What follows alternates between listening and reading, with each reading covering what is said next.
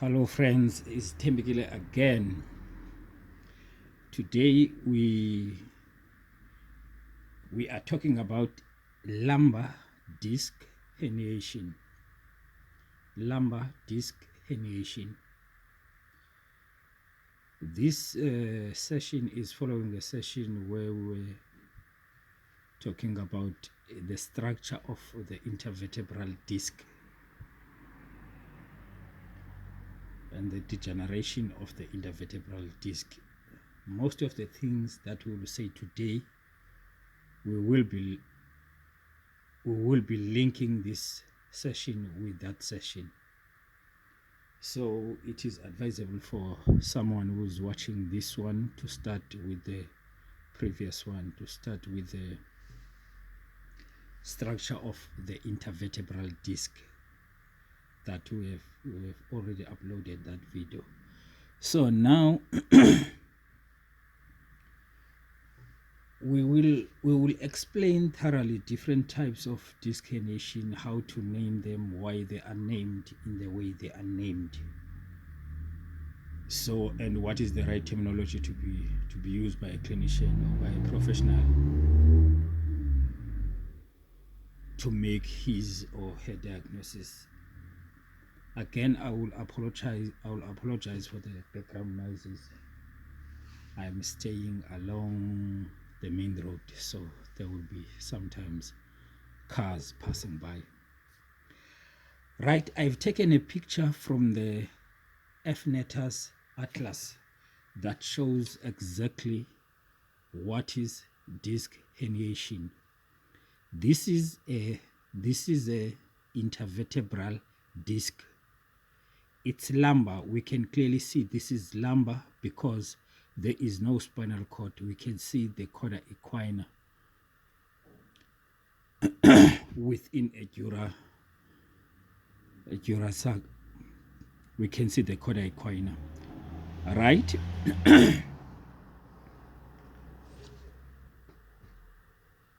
There are three specific reasons why disc herniation happens posteriorly.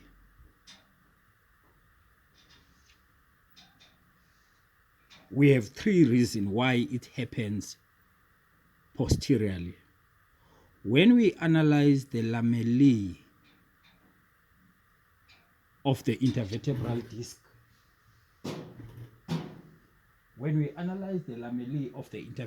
disc, trying to follow the histology of the lamellae, we realize that the posterior part of the lamellae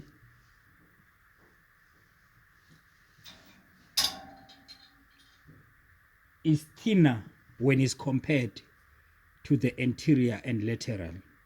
The posterior part of the lamellae, or the posterior part of the annulus fibrosus, the layers of the annulus fibrosus are thinner in comparison to the lateral and anterior one. That's one reason why most of disc herniation happens posteriorly. Number two, when we follow trying to check these belts called lamellae that surrounds the nucleus pulposus, we realize that 40% of them are incomplete. They are incomplete. And they are incomplete. 50% of the incomplete lamellae are incomplete at the posterior aspect.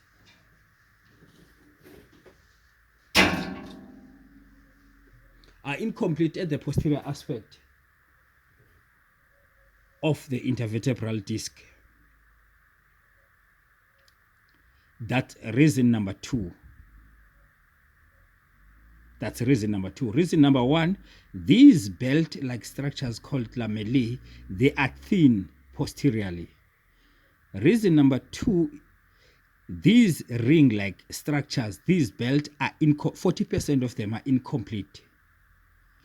And out of that 40% that is incomplete, 50% of that 40% are incomplete at the posterior part of the intervertebral disc. That's reason number 2. Right? Reason number 3,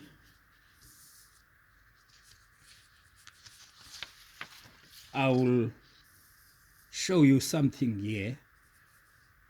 We said when we were discussing the intervertebral disc, we said it's called the intervertebral ligament because it's one of the 3 ligaments.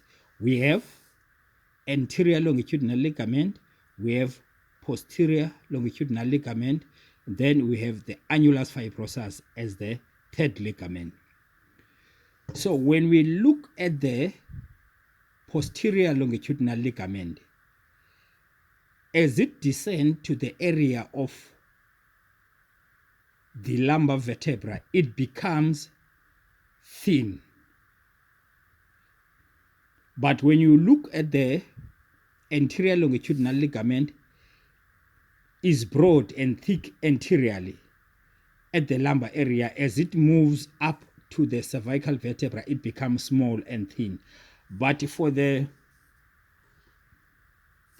posterior longitudinal ligament, is broader up there, and as it comes down, it becomes narrower as it comes down to the area of lumbar.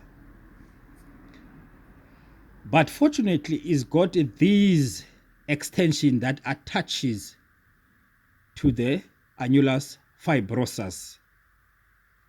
It's got this part that attaches. But this part that attaches, I've tried to draw a window here. There is this weak spot because these attachment, they don't start up there and goes like this and go like this. They start right here. They start and they leave this window, this weak spot. This weak spot on the paracentral area of the intervertebral disc. Right. So now, this part where there is posterior longitudinal ligament is called central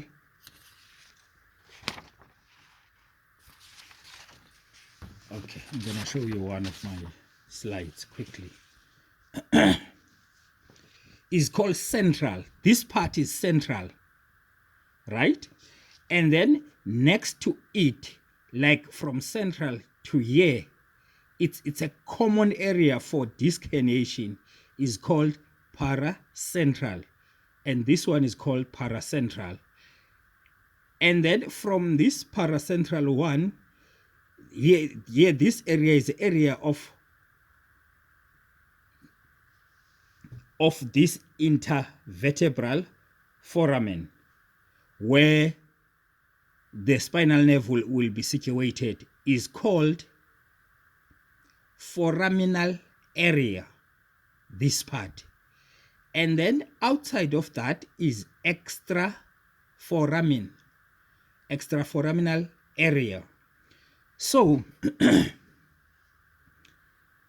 this is very important because when we name or when we try to categorize the disc herniation, they will be named according to area.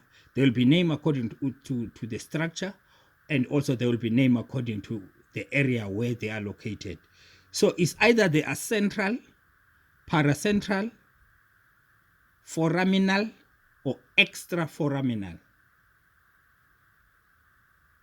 So if you read the notes and then you see there is central herniation, you must quickly realize that is at the area of the posterior longitudinal ligament. If it's paracentral, it's just next. Most of the disc herniation will happen at this spot because this spot has got all these 3 reasons that I've just mentioned that affect, that make the disc herniation common. Like most of these lamellae, they are weak at this spot. and they are incomplete at this spot. And also this posterior longitudinal ligament does not cover this spot.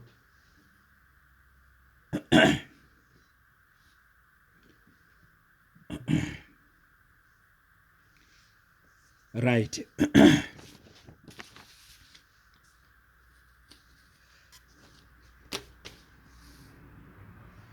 So let's continue. As I said, just to revise, this is the intervertebral disc, this is anterior longitudinal ligament, this is posterior longitudinal ligament.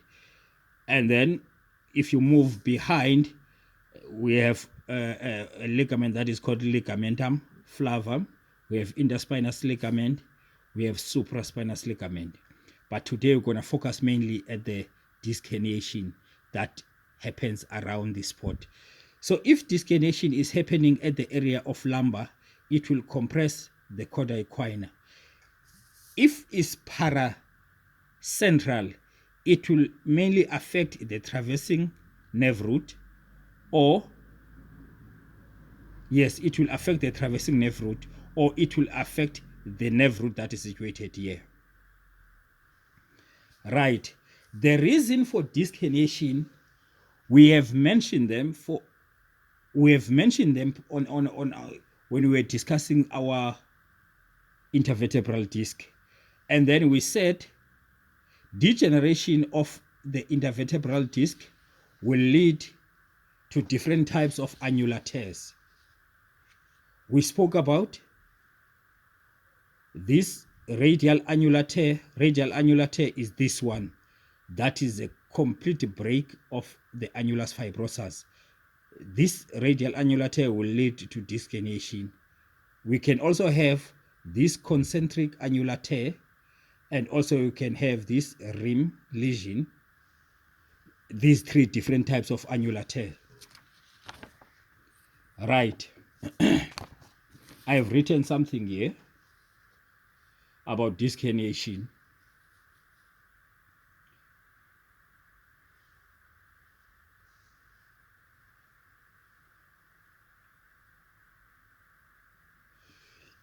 It is noted, disc herniation is noted, it says by far the most common cause of radicular pain in patients under 65 years.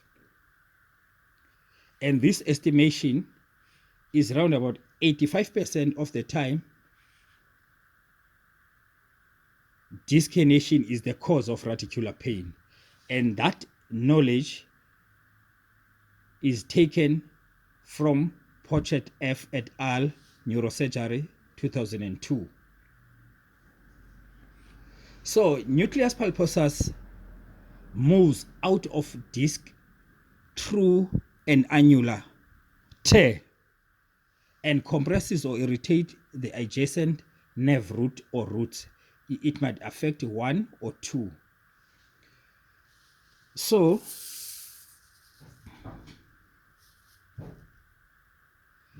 disc herniation is the parent category, but when we need to specify different types of disc herniation, we have three different types of disc herniation. We have disc protrusion, we have disc extrusion, we have disc sequestration.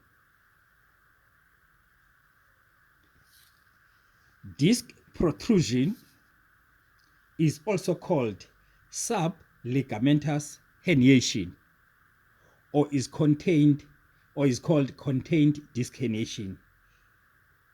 When it's measured, is at the size of 2 to 4 millimeter. And this one is differentiated by intact posterior longitudinal ligament. So there is no disruption of posterior longitudinal ligament. So this one is normally, there will be a bulge, a small bulge at the size of 2 to 4 millimeter backward. This one is known to have a poor prognosis. Even when the patient is operated, it doesn't actually change the situation. right? That is disc protrusion. Secondly, we have disc extrusion. This one is called transligamentous herniation or non-contained disc herniation, and is more than 5 millimeter when it's measured. And this one, there is normally a disruption of posterior longitudinal ligament.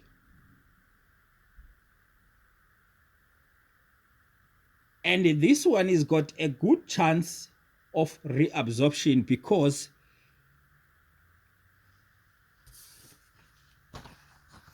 the macrophages, they got a chance of reabsorb of attacking the loose structures. So this one is got a better chance of healing disc exclusion. Number 3 is disc sequestration. This one is known to have free fragments. Is extruded, disc material has broken loose, which means this one, this nucleus pulposus will be loose all over. Then we call it disc extrusion.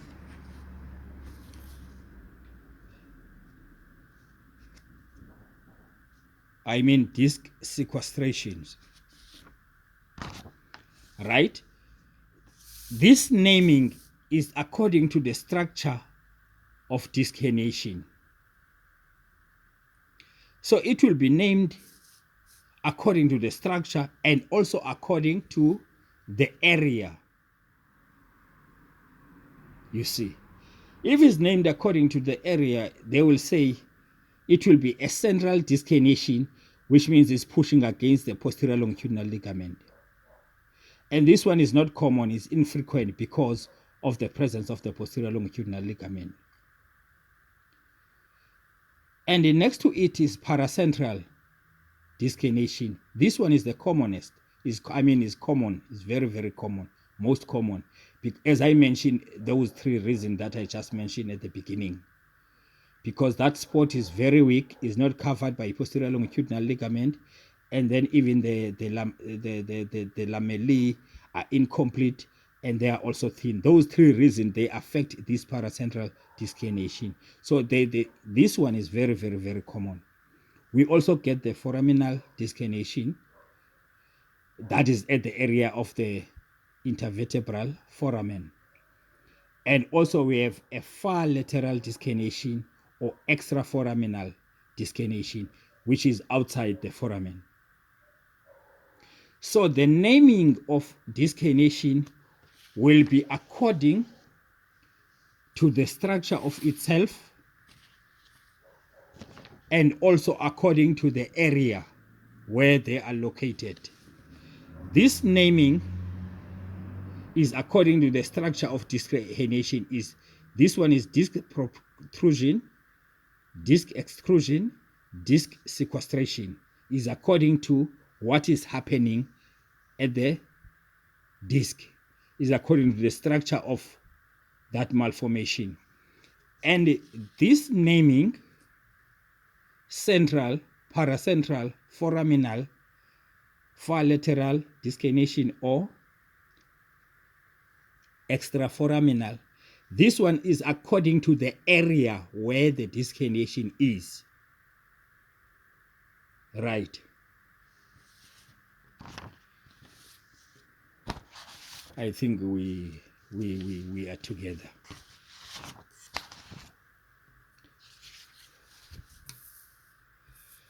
So when we look at this disc herniation, we can say this one is paracentral. Is paracentral because it's not at the center. If it was at the center, it was going to push here. This one is paracentral. Therefore, this nerve root, when we do our neurological examination, this nerve root will be affected. The muscle that is supplied by this nerve root will be weak. The sensation